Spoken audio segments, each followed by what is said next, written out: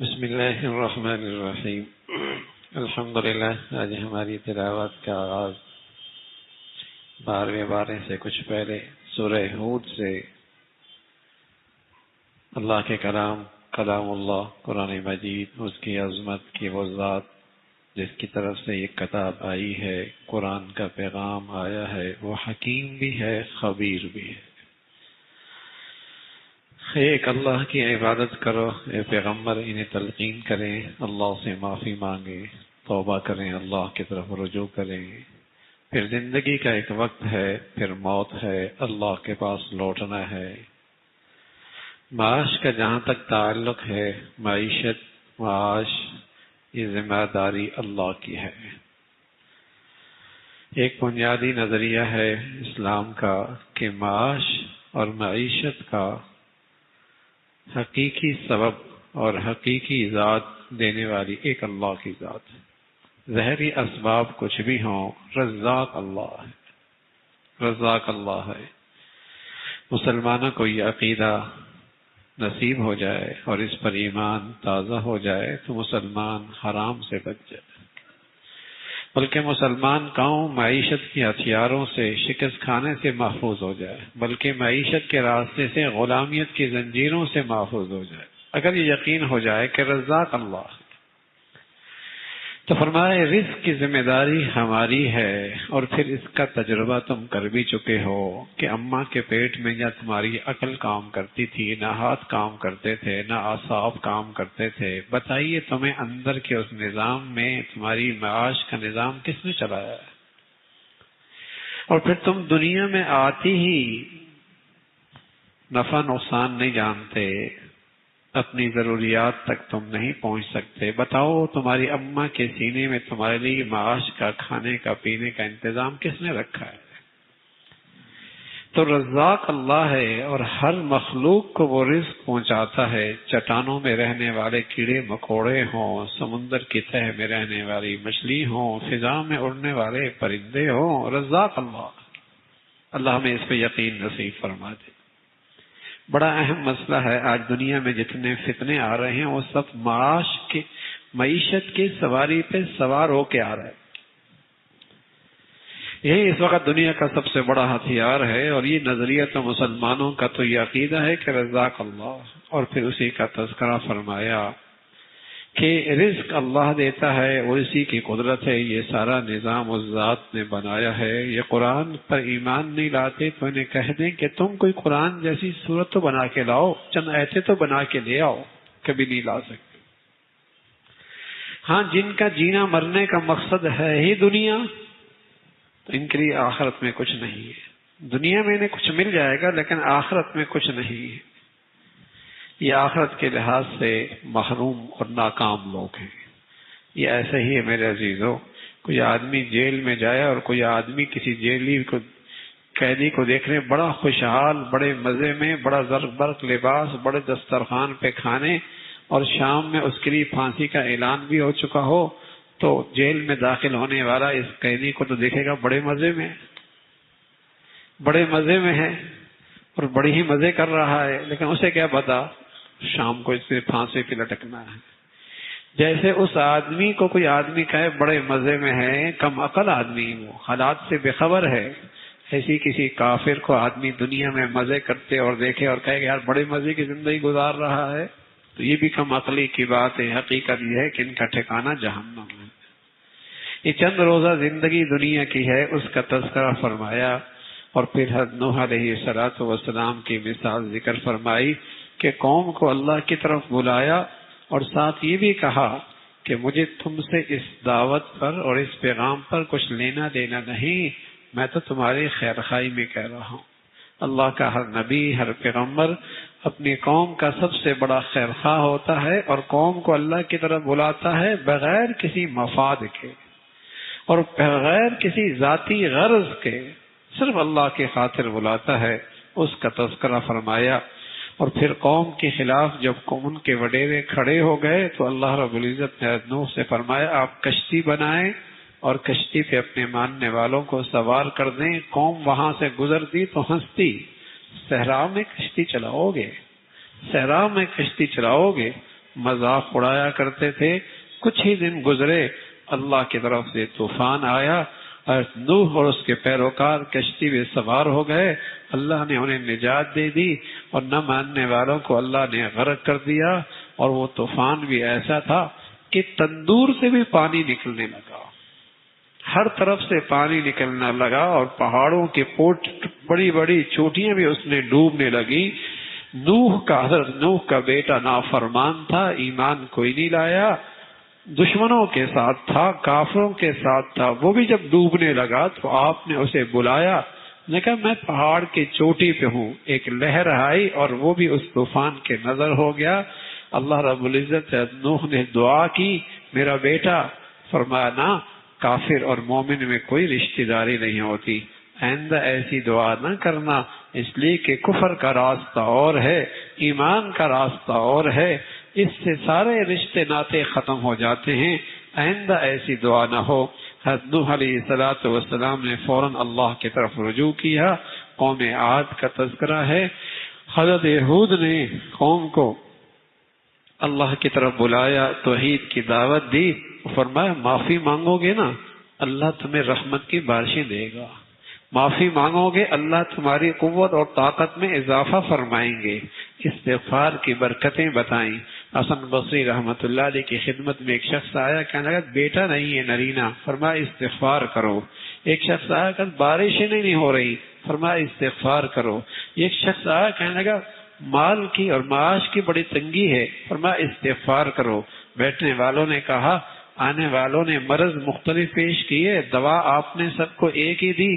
فرمایا قرآن نے کہا ہے استغفار کرو گے رحمت کی بارشیں بھی آئیں گی، اللہ نرینہ اولاد بھی دے گا، اللہ تمہارے مال کے اندر اضافہ بھی فرمائیں گے.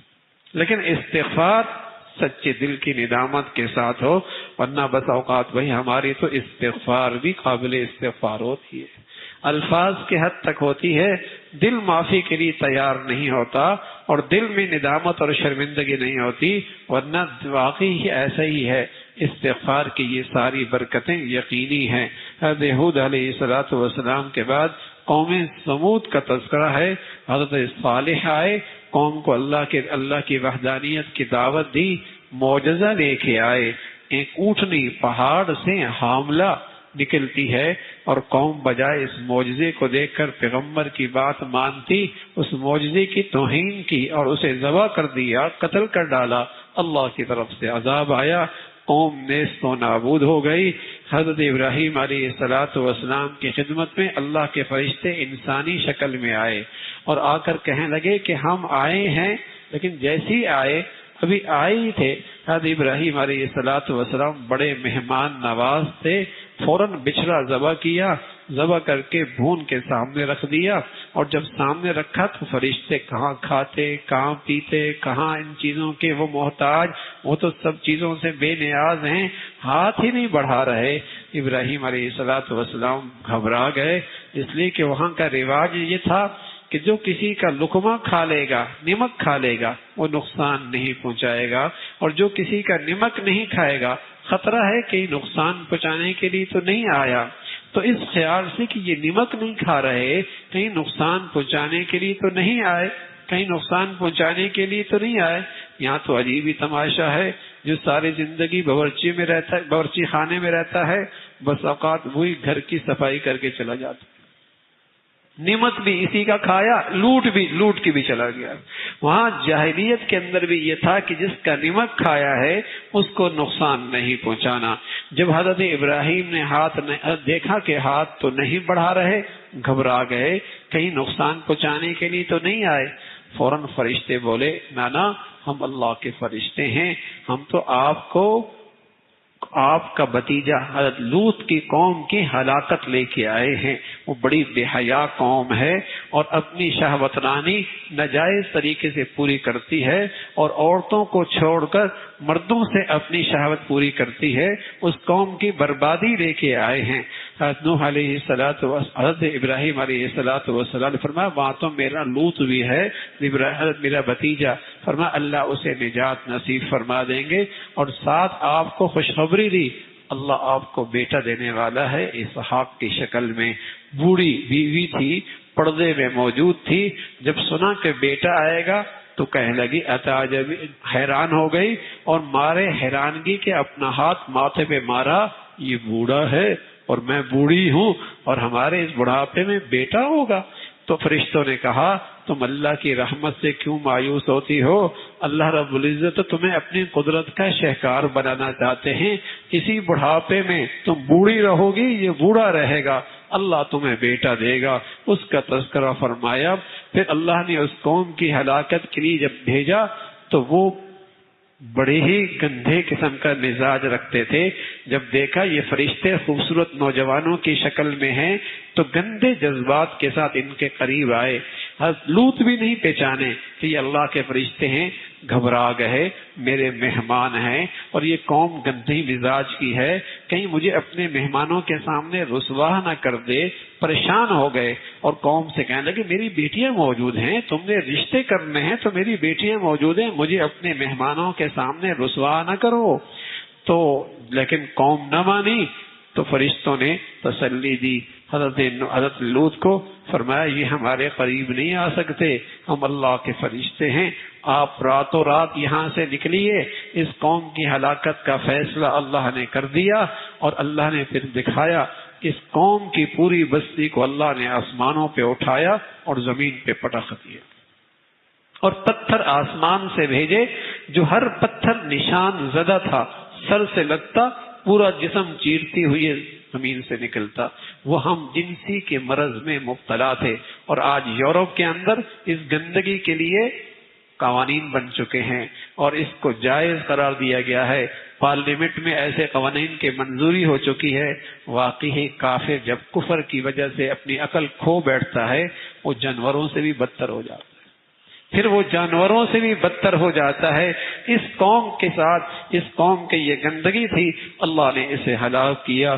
پھر قوم مدین کا تذکرہ ہے، حضرت شعیب علیہ السلام ہیں، تلقین فرمائی معاملات خراب نہ کرو، ناپ تول میں کمی نہ کرو، اپنا حق پورا لو، دوسروں کے حق میں ملاوٹ اور کوتاہی کرو، اللہ کی پکڑ آ جائے گی۔ قوم کہنے لگی شعیب کیا ہوا تجھے؟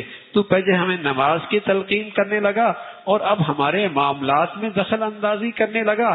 ہم جیسے چاہیں گے اپنے معاملات کریں گے، ہم جیسے چاہیں گے ہم اپنے معاملات کریں گے۔ اور مسلمان قوم کے اندر بھی وہ ساری برائیاں جو پہلے قوموں میں آئی تھی آہستہ آہستہ رواج پڑ رہی ہیں۔ یہ نماز حج روزہ تو کر لے گا، کہتے ہیں معاملات جیسے ہماری مرضی ہے، جیسے بازار چل رہا ہے، جیسے ماحول چل رہا ہے، جیسی مارکیٹ چل رہی ہے، جیسے لوگوں میں چل رہے ہیں نا معاملات ہم ویسے کریں گے۔ ٹھیک ہے، جمعہ پڑھ لیں گے، عید پڑھ لیں گے، بچہ پیدا ہوگا اذان دے دیں گے، حقیقہ بھی کر لیں گے، مرتے وقت کچھ خان خانیاں بھی کر لیں گے، اتنا اسلام کافی ہے۔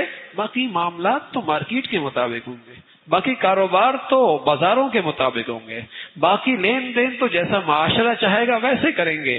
تو یہ قوم کی برائیاں اس امت کے اندر بھی آہستہ آہستہ آتی چلی جائیں گی کہ معاملات کا مسلمان آج صفر ہوتا چلا جا رہا ہے، معاملات کا مسلمان آج صفر ہوتا چلا جا رہا ہے۔ اور اخلاق اور معاملات جب کسی قوم سے نکلتے ہیں تو وہ قوم پست اور ذلت کا شکار ہو جاتی ہے۔ حضرت شعیب علیہ السلام نے قوم کو سمجھایا لیکن نہ مانی، اور قوم کہنے لگی اگر تیرا خاندان نہ ہوتا تجھے پتھروں سے سنگسار کر دیتے۔ حضرت شعیب فرمانے لگے تف ہے تمہاری عقل پہ، تمہیں میری قوم کا خیال ہے اور تمہیں اللہ کا لحاظ نہیں ہے، اللہ کا لحاظ نہیں ہے، قوم کا لحاظ ہے۔ اللہ رب العزت نے اس قوم کی بھی پکڑ فرمائی اور یوں ان قوموں کی ہلاکت کا تذکرہ فرمایا۔ پھر فرمایا جو نیکی کی زندگی لے کے آئے گا ہمیشہ جنت میں رہے گا، اور جو برائی اور گندگی اور کفر کی گندگی لے کے آئے گا ہمیشہ جہنم میں رہے گا۔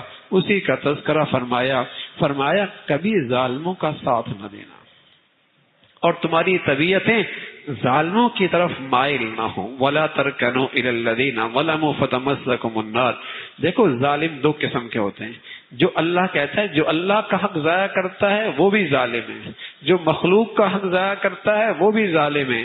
اور بتائیے آج صرف چونکہ میری زبان کا ہے، چونکہ میری جماعت کا ہے، چونکہ میرے گروہ کا ہے، چونکہ میرے علاقے کا ہے اور چونکہ میری قوم کا ہے، جو کچھ بھی ہے چاہے وہ کتنا ہی بد کردار اور گندا کیوں نہ ہو میں نے تو اس کی حمایت کرنی ہے، میں تو اس کی حمایت کرنی ہے۔ فرمایا ظالموں کا ساتھ نہ دینا، جو اللہ کا حق ضائع کرے، جو مخلوق کا حق ضائع کرے، یہ ظالم ہیں، ان کی حمایت نہ کرنا، ورنہ تمہیں بھی آگ چھو جائے گی اور جہنم کے تم بھی مستحق بنو گے۔ نمازوں کا اہتمام کرنا، صبح شام نمازوں کا اہتمام کرنا۔ فرمایا کیوں نہ ہو تمہاری امت میں، تم میں سے ایسے لوگ جو ہمیشہ برائیوں سے لوگ روکنے والے ہوں اور اچھائیوں کی طرف بلانے والے ہوں۔ اس لیے کہ جب ایسی جماعت ختم ہو جاتی ہے، برائیوں پہ روک ٹوک ختم ہو جاتی ہے، نیکیوں کا فروغ اور اشاعت ختم ہو جاتی ہے، پھر اللہ کی طرف سے ہلاکت آ جاتی ہے۔ فرمایا کچھ رسولوں کے واقعات ذکر کیے اور کچھ کے ہم نے ذکر نہیں کیے، انتظار کیجئے، اللہ رب العزت زمین و آسمان کا مالک ہے۔ اور پھر حضرت یوسف علیہ سورہ یوسف کا تذکرہ ہے، اور قرآن کے اس قصے کے بارے میں فرمایا سب سے بڑھیا قصہ ہے۔ اتنا مرتب انداز میں کوئی قصہ قرآن میں موجود نہیں جتنا حضرت یوسف علیہ السلام کا ہے۔ حضرت یوسف علیہ السلام اور آپ کا بھائی بنیامین، آپ ماں کے لحاظ سے دونوں سکے بھائی تھے، باقی آپ کے 11 بھائی ستیلے بھائی، باپ شریک تھے۔ آپ نے خواب دیکھا کہ کیا دیکھتے ہیں؟ سورج اور چاند ہیں، 11 ستارے ہیں، سجدہ کر رہے ہیں۔ حضرت یوسف علیہ السلام نے ابا سے عرض کیا، ابا نبی تھے۔ حضرت یعقوب علیہ السلام جب خواب سنی تو سمجھ گئے کہ میرے بیٹے کو اللہ بلند مقام عطا فرمانے لگے ہیں اور اسے بڑا مرتبہ ملے گا۔ تو ایک فطرتی محبت بھی تھی، چھوٹے سے ویسی ہی محبت ہوتی ہے، اور پھر اس کا مزاج اور اس کی خواب اور اس کی یہ چیزیں دیکھ کر اور دل میں اس کی طرف کشش ہو گئی۔ اللہ کی شان، بڑے بھائی حسد کرنے لگے، اندر حسد کرنے لگے، اور حسد کی آگ ان میں جلنے لگی۔ چاہا کسی طریقے سے اس بھائی کو راستے سے ہٹا دیا جائے۔ بتائیے نا، حسد بھی کیا کچھ کرا دیتا ہے، کہا اسے کنویں میں ڈال دیں گے، اسے قتل ہی کر دیتے ہیں، ہمیشہ کے لیے ختم ہی کر دیتے ہیں، پھر باپ کو بھی راضی کر لیں گے، اللہ کو بھی راضی کر لیں گے۔ بہانے بنا کر ابا سے حضرت یوسف علیہ السلام کو لے گئے، کہا جنگل میں جائیں گے، دوڑ لگائیں گے، تازہ ہوا ہوگی، صحت کے لیے اچھی ہوگی، ہاں وہاں لے جائیں گے۔ فرمایا حضرت یعقوب نے فرمایا ایسا نہ ہو، تمہیں خیال ہی نہ ہو، اس لیے کہ وہاں جنگل میں بھیڑیے بہت تھے، کہیں ایسا نہ ہو کہ کوئی بھیڑیا نقصان نہ پہنچا دے۔ فوراً ان کے ذہن میں آیا یہ اچھا بہانہ بن جائے گا۔ بھیڑیا واپس آئے، کرتا لے کے آئے، کنویں میں پھینک کے بھائی کو آ گئے، کرتا سامنے پیش کر دیا ابا کے، ابا بھیڑیا کھا گیا اور جھوٹ موٹ کا خون لگا دیا۔ حضرت یعقوب سمجھ گئے جھوٹ بول رہے ہیں، لیکن کیا کر سکتے تھے، یہ بھی اولاد تھی، اور کہا تم جھوٹ بول رہے ہو، معاملہ میں اللہ کے سپرد کرتا ہوں۔ اس لیے کہ قمیض بھی لے کے آئے، اس لیے کہ جب آدمی گناہ کرتا ہے تو عقل بھی ختم ہو جاتی ہے۔ قمیض بالکل سلامت تھی، کہیں سے پھٹی ہوئی نہیں تھی۔ ایسا سمجھدار بھیڑیا کہ بیچ سے آدمی نکال دیا اور قمیض سلامت رکھی، عقل ہی خراب تھی، جھوٹ لے کے آئے۔ فرمایا معاملہ اللہ کے سپرد ہے، اللہ کی شان۔ ایک قافلہ گزر رہا تھا، اس قافلے کو پانی کی ضرورت پڑی، انہوں نے اپنے 2 آدمی بھیجے، جاؤ پانی لے کے آؤ۔ جب پانی کے لیے ڈول ڈالا تو اندر خوبصورت بچہ، اس نے رسی کو پکڑا، اس نے جب دیکھا تو خوبصورت سا بچہ ہے، معصوم سا، اس نے جب نکالا اور نکال کر یہ خیال آیا کہ اسے مصر کے بازار میں بیچ دیں گے، کچھ پیسے آ جائیں گے۔ وہاں جا کر بازار میں بیچنے لگے تو وہاں کا وزیر خزانہ عزیز مصر، اس نے خریداری کے لیے اپنے آپ کو خود لینے کے لیے آیا، اس لیے کہ وہ بے اولاد تھا۔ اپنی اہلیہ سے کہنے لگا اسے بیٹا بنا کے رکھیں گے، آگے یہ کام آئے گا۔ اللہ کی شان، آزمائش آ گئی، امتحان آ گیا۔ ایک تو صورت اچھی تھی، دوسری سیرت اچھی تھی، سیرت بھی اچھی، صورت بھی اچھی، امتحان بھی بڑا آ گیا۔ اور وہ عورت جس کے گھر میں رہ رہے تھے وہی گندے جذبات کے ساتھ اندر کمرے میں لے گئی، دروازے بند کر دیے، برائی کی طرف دعوت دی۔ نوجوان نے کہا اللہ سے ڈرتا ہوں، میں اللہ سے ڈرتا ہوں اور اللہ کا خوف مجھے غالب ہے، مجھے حیا آتی ہے، میں اس ذات کی نافرمانی کیسے کروں جس کی نعمتیں انگنت ہیں، جس کے احسانات بے حد ہیں، میں کیسے اس کی نافرمانی کروں؟ بھاگے، دروازے خود بخود کھلنے لگے، اللہ کی شان آگے باہر جیسے نکلنے لگے، اس عورت نے پیچھے سے پکڑا اور جیسے باہر بھاگ کے نکلے تو عورت کی زبان ہی بدل گئی کہ یہ میرے اوپر حملہ کر رہا تھا، میں تو بچا رہی تھی، تو شور کرنے لگی۔ اللہ رب العزت نے گواہی کا انتظام فرما دیا۔ گواہی دینے والوں نے کہا دیکھ لو قمیض اگر پیچھے سے پھٹی ہے تو غلطی عورت کی ہے، آگے سے پھٹی ہے تو غلطی اس نوجوان کی ہے، غلطی تو بھی عورت کی تھی اس لیے قمیض پیچھے سے پھٹی ہوئی تھی، اسی کا تذکرہ فرمایا۔ پھر حضرت یوسف علیہ السلام چونکہ ایک مسافر قسم کے آدمی تھے اور کوئی آپ کا ساتھ دینے والا تھا کوئی نہیں، اور ادھر برائی کے ساتھ اقتدار بھی تھا اور برائی کے ساتھ دولت بھی تھی اور برائی کے ساتھ اختیارات بھی تھے، اس نے انہیں جیل میں ڈال دیا اور ساتھ جیل میں ڈال کر یہ کہہ دیا کہ جب تک میری چاہت پوری نہیں کرے گا اس وقت تک میں اسے چھوڑوں گی بھی نہیں، میں اسے چھوڑوں گی بھی نہیں۔ تو حضرت یوسف علیہ السلام تو اس آزمائش سے نکل کر ایک دوسری آزمائش میں آ گئے اور دھمکی اس نے دے دی کہ اس کو میں جیل میں ڈال دوں گی۔ حضرت یوسف علیہ السلام نے اللہ سے دعا کی، اے اللہ تیرا فضل ہوگا تو میں اس زندگی سے بچ سکوں گا، ورنہ تیری توفیق کے بغیر نہیں ہو سکتا۔ اور ساتھ یہ بھی فرمایا کہ جیل چلا جاؤں گا، کال کوٹری پہ چلا جاؤں گا اور وہاں کے دکھ اور وہاں کی خلوتیں تنہائیاں برداشت کر لوں گا، وہاں کی بھوک پیاس بھی برداشت کر لوں گا، لیکن میں اپنی حیا کو داغدار کر دوں اور اپنی سیرت اور کریکٹر کو خراب کر دوں، یہ مجھ سے برداشت نہیں ہو۔ حضرت یوسف علیہ السلام جیل میں گئے اور وہاں کچھ دو آدمی جیل میں اور بھی تھے۔ ایک تو اس پر یہ الزام تھا کہ اس نے بادشاہ کو زہر دی ہے، وہ دونوں بادشاہ کے کچن میں کام کرتے تھے اور انہوں نے جب دیکھا کہ ایک جیل میں شخص ہے جو بڑا ہی اللہ والا ہے، نیک اور صالح ہے، سبحان اللہ، جب آدمی کے اخلاق اچھے ہوں، کردار اچھے ہو تو خود بخود اس کی ذات میں کشش پیدا ہو جاتی ہے، اس کی ذات میں کشش پیدا ہو جاتی ہے۔ وہ فوراً قیدی آپ کے پاس آئے، اپنے مسائل پیش کرتے، اپنی چیزیں پیش کرتے۔ انہوں نے ایک خواب پیش کر دی کہ ایسا ہوا کہ سر پہ روٹیوں کا ٹوکرا ہے، پرندے کھا رہے ہیں، اور دوسرا آدمی شراب نچوڑ رہا ہے، تو ہمیں خواب کی تعبیر بتائیں۔ آپ نے جب دیکھا ان دونوں کے دل میں میری عقیدت ہے اور میری عظمت ہے اور میرا احترام ان کے دلوں میں ہے، تو کیوں نہ ہو پہلے انہیں قیمتی بات بتا دوں اور انہیں اللہ کی دعوت دے دوں، توحید کی بات بتا دوں، اللہ کا پیغام دے دوں اور انہیں اللہ والا بنا دوں۔ سب سے پہلے انہوں نے اس توحید کی اور اللہ کی بات کی۔ تو ایسے ہی ہوتا ہے، اللہ کے نیک بندے اپنی عقیدت، اپنے احترام کو اپنی ذات کے لیے کیش نہیں کرتے بلکہ اللہ کے دین کے لیے کیش کرتے ہیں، اور اللہ کے دین کی جسے کہیں کہ زندہ کرنے کے لیے اس کو استعمال کرتے ہیں۔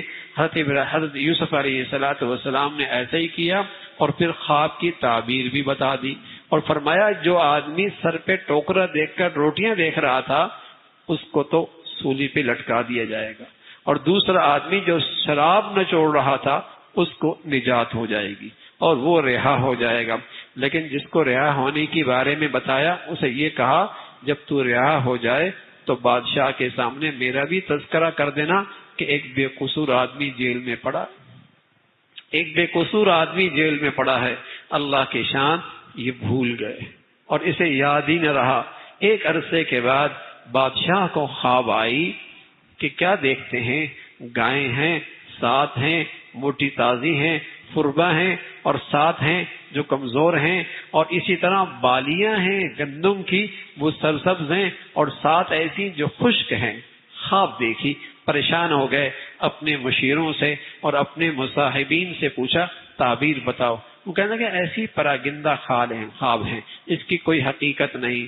تو وہ شخص جو دوبارہ اپنی ذمہ داری پر کچن میں ذمہ داری کر رہا تھا اسے فوراً یوسف علیہ السلام یاد آ گئے کہ وہ خواب اور تعبیر کے بڑے ماہر تھے. فوراً کہا مجھے جیل بھیجو اور میں جیل جا کر یوسف سے تعبیر لے کے آتا ہوں. آپ کو جیل بھیجا گیا.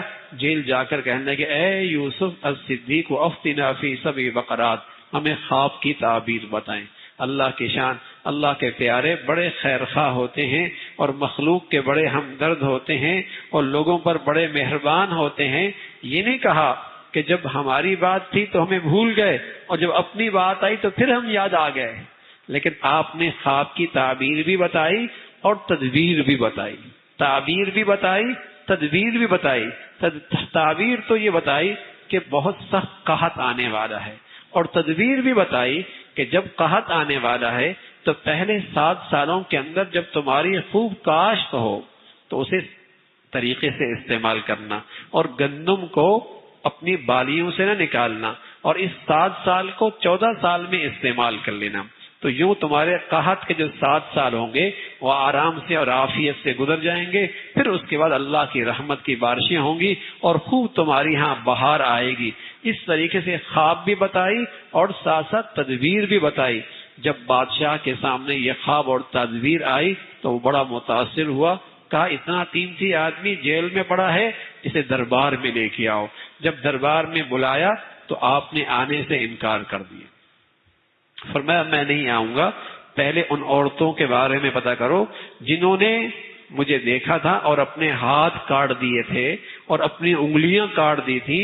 ان کے بارے میں پہلے معاملہ صاف ہونا چاہیے، اس لیے کہ باہر جا کر میں نے اللہ کی دین کی خدمت کا کام کرنا ہے، میں نے دعوت کا کام کرنا ہے. اور دعوت تبھی مؤثر ہوتی ہے جب آدمی کا کردار صاف ہوتا ہے اور جب آدمی کی سیرت روشن ہوتی ہے تبھی اس کی دعوت اور پیغام پہ اثر پڑتا ہے. ورنہ تو لوگ بدگمان، بدعقیدہ اور بد اعتماد ہی رہیں گے.